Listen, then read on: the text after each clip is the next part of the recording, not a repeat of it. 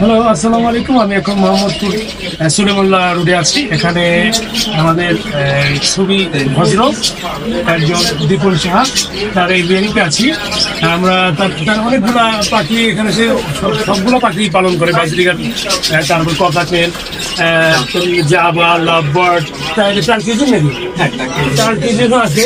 আমরা ওনার বিয়েতে একটু সংক্ষেপে দেখাও। তুমি একটু ভিতরে যাও।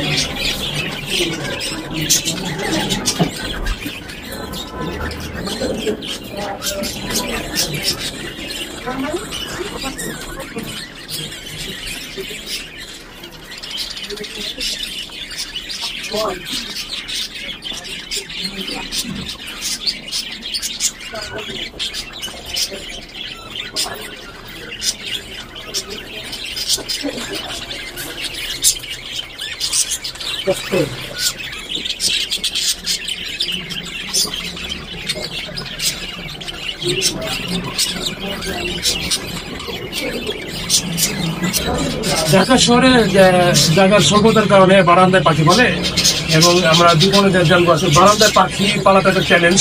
এই চ্যালেঞ্জের মোকাবেলা করার জন্য কি কর? সেটআপটা সর্বপ্রথম সুন্দর করতে হবে, যাতে আপনার এক পাখি আরেক পাখির শব্দটা শুনতে পারে, যাতে ব্রিডিংটা সব থেকে বেশি ভালো হয়।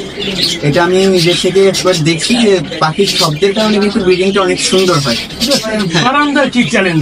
আর বারান্দায় হচ্ছে আপনি মনে করেন গরম রোদ আনা যাবে না ডাইরেক্ট, একটু মানে রোদের পর্দাটা মেনটেন করতে হবে, কভার করতে হবে, নেটের ব্যবস্থা করতে হবে যাতে পাখি বের না হয়ে যেতে পারে।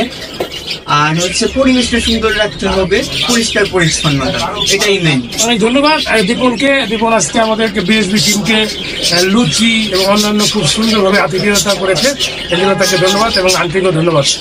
আল্লাহ হাফিজ।